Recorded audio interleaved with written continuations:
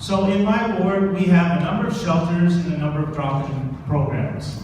And we had, just a couple of years ago, Cornerstone, which was in my ward on St. Clair near Oakwood, and moved to right at the border, someone like this example here, at Oakwood and Vaughan Road. Another ward, actually a meeting just as big as this and just as ruckus as this.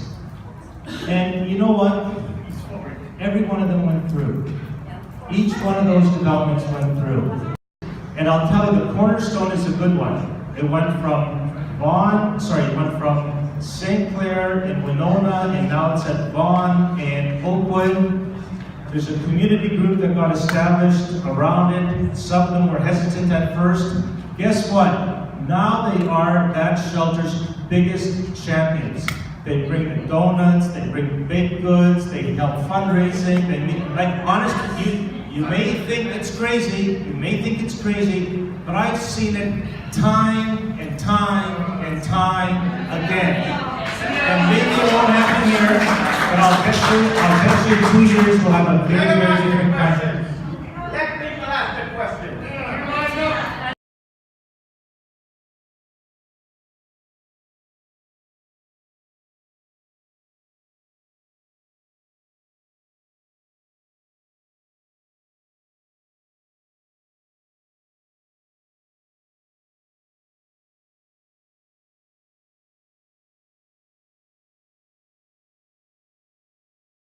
In regards to the Cornerstone report, in the city staff report, it quotes that people at the Cornerstones choose to stay there due to the fact that it is outside the downtown core and relatively quiet. I mean, the second thing is your comment with respect to asking our service users where they want to be.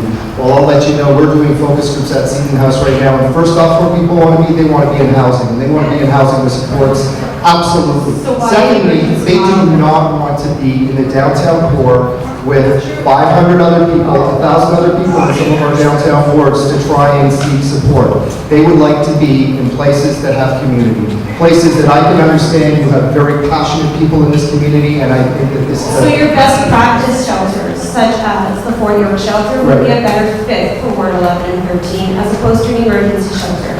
Similar to what Mahajik said about the Cornerstone shelter, which is a supportive housing shelter. It has apartment buildings on top. I have a staff report if you'd like to read it. No, we actually don't have it. It was an apartment above a bar, but now it's being changed. So, first of all, the new proposed site is approximately 2 kilometers from the present location on St. Clair Avenue West. This location is currently 14 kilometers from downtown Toronto. Obviously, the concern is that they'll have access to the same services once the shelter moves, and they'll be able to access the shelter. The fifth of the Cornerstone residents are engaged in employment activities and leave first thing in the morning to go to work. The other thing is the current size is a 15-bed men's shelter, and it's above a bar that you would currently close with over 18 apartments. So these people aren't living in a small room with 2 bunk beds. They have a personal space, they can build community, they can create a house and a life, and they can go to their next steps. You guys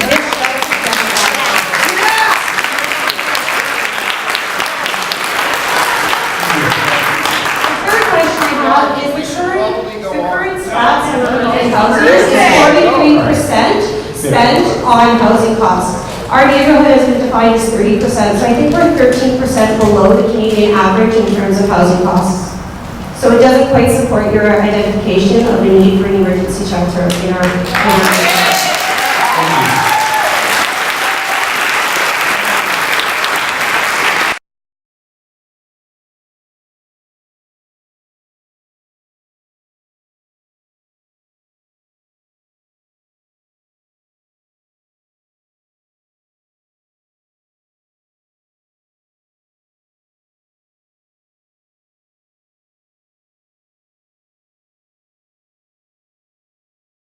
Yes, Councillor Fletcher?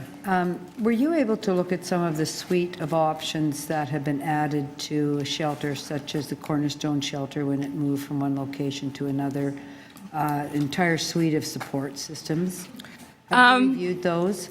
I haven't reviewed those, but I have heard the city's plan to, I'm not asking you if you reviewed those particular, the suite of enhancements and, people don't get well and thrive in shelters. They do that in communities. They need to be integrated into the community. I bet you haven't reviewed that. Your answer is no. No, I'm not familiar with that shelter. Thank you.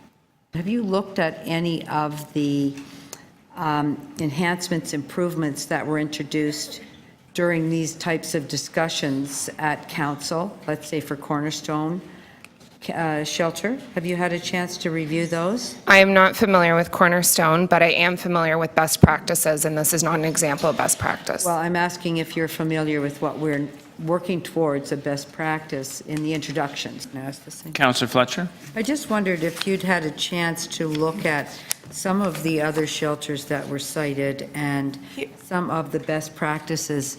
that were I inserted. haven't had an Can I finish my opportunity. question? Sorry, go ahead.